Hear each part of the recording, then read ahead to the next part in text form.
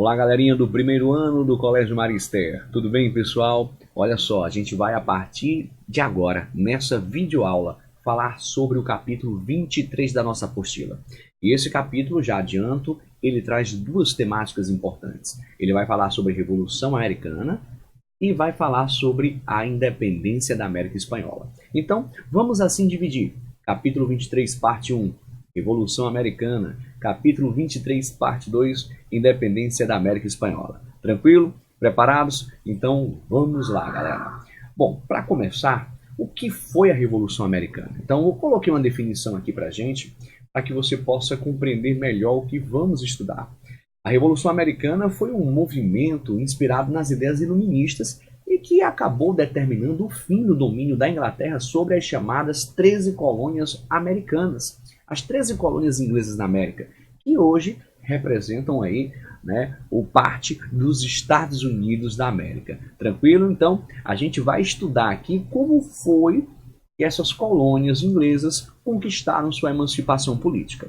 Bom, isso vai acontecer na segunda metade do século XVIII, ali começando a partir de 1776, com a Declaração de Independência dos Estados Unidos, que vai gerar aí, pessoal, uma guerra violentíssima, tá bom? Que nós vamos entender aqui os pormenores nessa videoaula.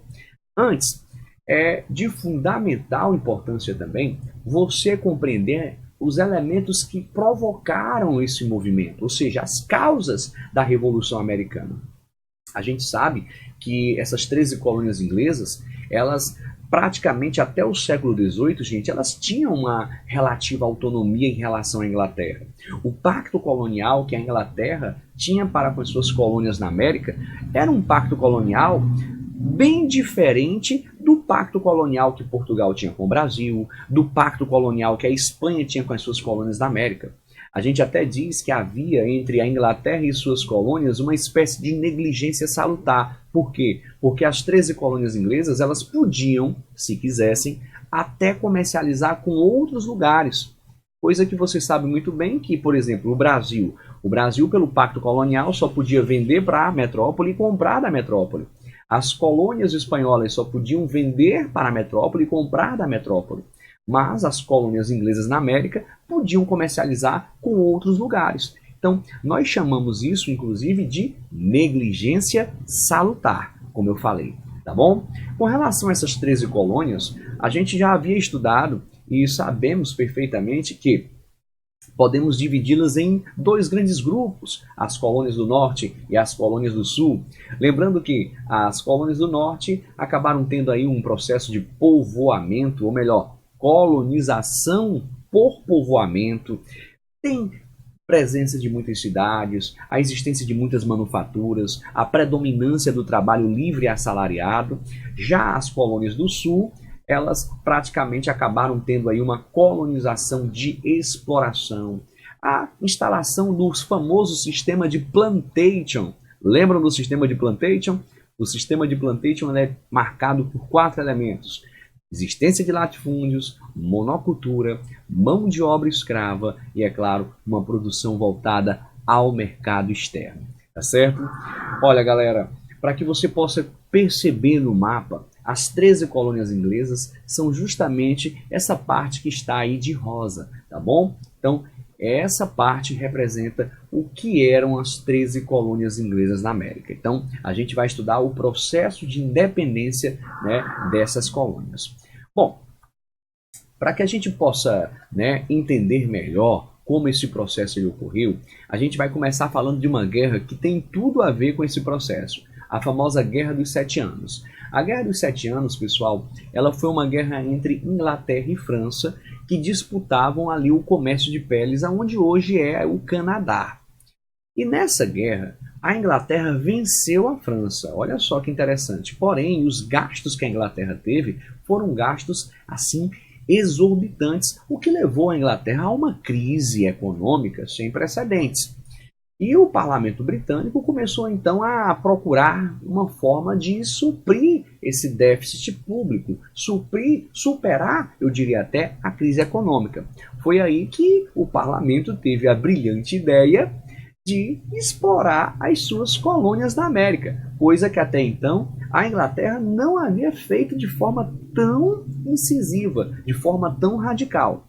Foi justamente essa decisão da Inglaterra de querer explorar as suas colônias que acabou fazendo com que esses colonos ingleses na América, né, colonos americanos, muitos deles já, eles lutassem pelo processo de independência, tá bom? E como foi que a Inglaterra, né, acabou querendo explorar mais essas colônias? Criando leis, criando impostos, né? Ou seja, foram criados alguns impostos aí que não existiam, como a lei do açúcar, a lei do selo, os atos de Townshend, né, como chamam, que são vários impostos sobre vidro, papel, chá. Pessoal, tudo isso daí vai onerar bastante os colonos americanos, que não vão gostar nem um pouco dessas intromissões, né, britânicas na América, ok? Um dos episódios mais famosos nesse processo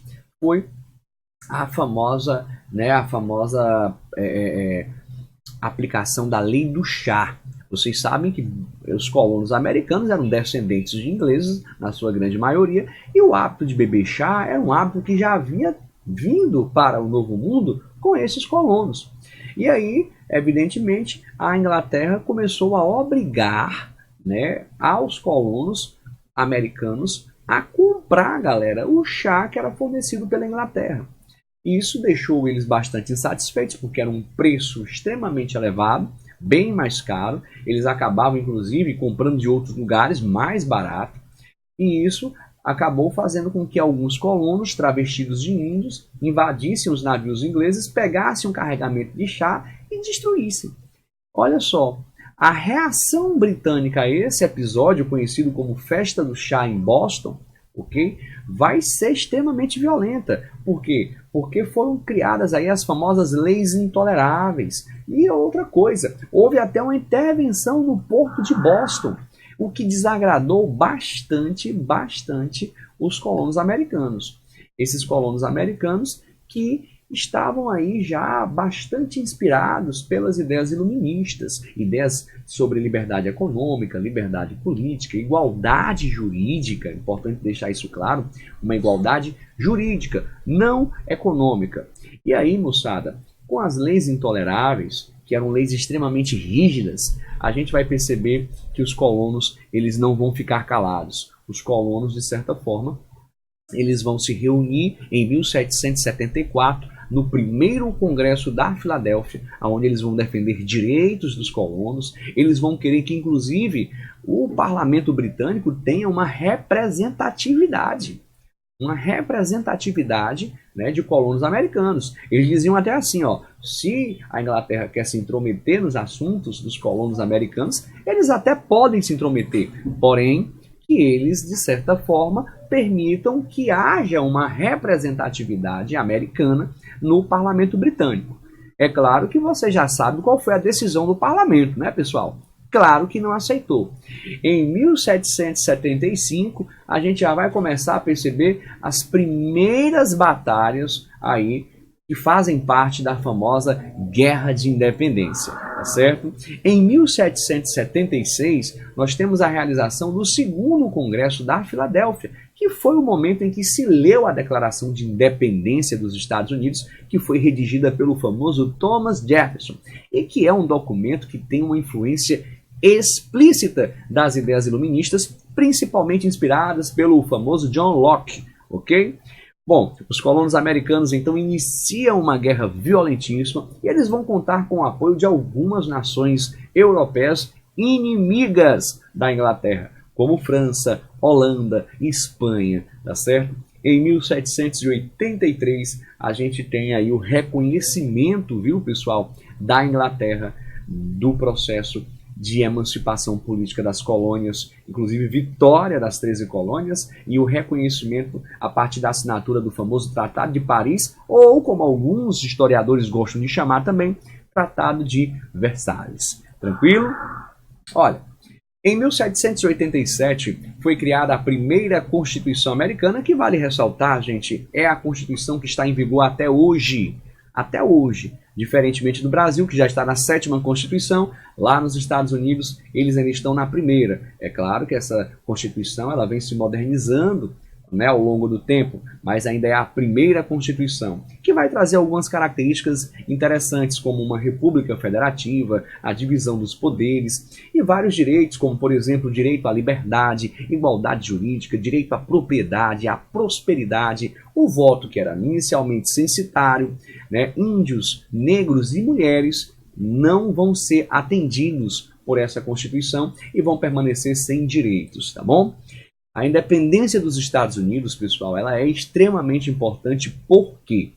Justamente porque esse movimento ele influenciou vários outros movimentos de libertação na América, ocorridos aí a partir do século XIX. E também porque foi o primeiro movimento que se inspirou no iluminismo e triunfou, tá certo? Então, esse tema é um tema extremamente importante, está aí, essa foi a independência dos Estados Unidos na América. Beleza, galera? Tranquilo? Olha só, não entendeu alguma coisa? Volta o vídeo, assiste de novo. Qualquer dúvida, manda pergunta que a gente responde. Valeu, forte abraço, gente. LD Carneiro.